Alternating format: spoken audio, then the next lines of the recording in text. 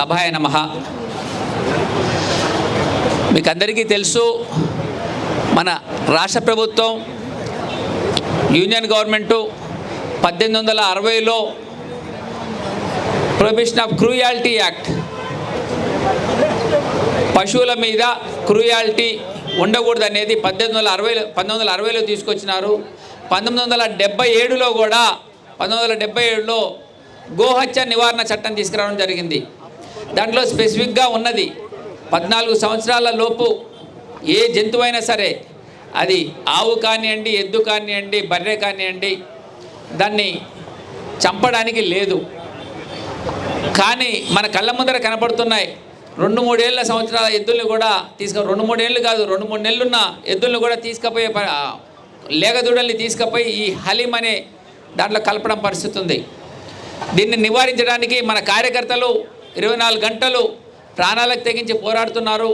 వారికి ఏ విధమైనటువంటి న్యాయ సహాయమైనా సరే మేము కూడా 24 గంటలు ఇక్కడ హైకోర్టులో కానీ కింది కోర్టుల్లో కానీ వారికి న్యాయ వ్యవస్థ విధి ప్రకోష్ఠాన్ని అనేది ఏర్పాటు చేయడం జరిగింది. విశ్వ హిందూ పరిషత్ అనుబంధ సంస్థ, దాని పరంగా మేమంతా కూడా సర్వీస్ చేస్తున్నాము. కార్యకర్తలు ఏ రోజైనా దేనికి భయపడకుండా, భయం అంటే తెలవకుండా, మనకు section 43 of criminal procedure code ప్రతి 39 BNSS అయింది. ప్రతి వ్యక్తి కూడా ఎక్కడైనా సరే కాగ్నైజబుల్ అఫెన్స్ జరిగితే దాన్ని ప్రతి మనిషి కూడా పట్టుకోవచ్చు, అరెస్టు చేయవచ్చు అనేది కూడా ఉన్నది. పోలీసులు మనం అరెస్ట్ చేస్తుంటే మన కార్యకర్తలు మీకేం పని అంటారు. అయ్యా, లా ఇది చెప్తుంది, సెక్షన్ 43 ఆఫ్ CRPC చెప్తుంది కాబట్టి మాకు కూడా హక్కు ఉందని మన కార్యకర్తలు గట్టిగా రొమ్ము విరిచి మాట్లాడాల్సిన ఆవశ్యకత ఎంతైనా ఉంది. అంతేకాకుండా ఈరోజు మన యూనియన్ గవర్నమెంట్లో మన ప్రియతమ ప్రధానమంత్రి మోడీ గారు ఒక 2 పేజీల చట్టాన్ని తీసుకొచ్చారండి. 2 పేజీలే, care and maintenance rules case property 2017. దాని ప్రకారము ట్రాన్స్పోర్ట్ రూల్స్ ప్రకారము 6 కన్నా ఎక్కువ ఏ వెహికల్లో తీసుకుపోవడానికి లేదు.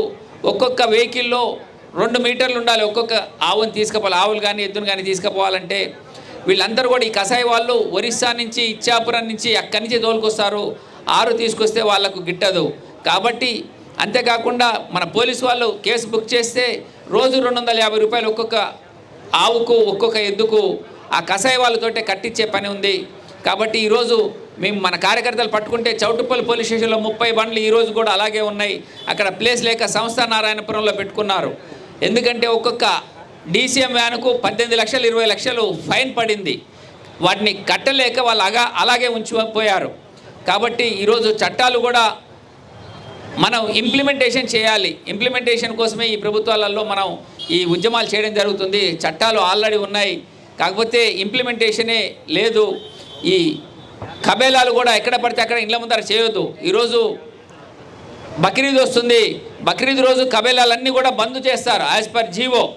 కానీ ఎవరి ఇండ్ల ముందర వాళ్ళు చేస్తున్నారు. ఇది చాలా దారుణమైనటువంటి విషయం. దాన్ని కూడా ఈ ప్రభుత్వం కళ్ళు తెరిచి చూడాలని మేము హైకోర్టులో పిల్ వేయడం జరిగింది. ప్రతి సంవత్సరం వేస్తూనే ఉన్నాం. మేము లెటర్ ఆఫ్ స్పిరిట్ ఇంప్లిమెంటేట్ చేస్తున్నామని చెప్తారు గవర్నమెంట్, కానీ ఆ స్పిరిట్ ఎక్కడ ఉన్నది, అక్కడ ఫిజికల్గా కనపడట్లేదు. అది చాలా బాధాకరమైనటువంటి విషయం. అందుకనే ఈరోజు మన విజయరామ్ గారు ఇలా దీన్ని అరికట్టడం కోసం రిలే నిరాహార దీక్ష విశ్వ హిందూ పరిషత్ వారు ఇవాళ ఈ ధర్నా కార్యక్రమం చేపట్టడం జరిగింది.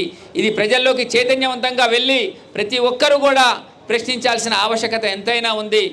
ఇది మనది కాదు, మన గోవు అంటే నోరులేని పశువు, మనకెందుకు అని అనుకోవద్దు, అది గోమాత. కాబట్టి దీన్ని అంతా అర్థం చేసుకొని ఈ ఉద్యమాన్ని ఇలా ముందుకు తీసుకుపోతానని మనవి చేస్తూ ముగిస్తున్నాను. జై గోమాత, జై హింద్.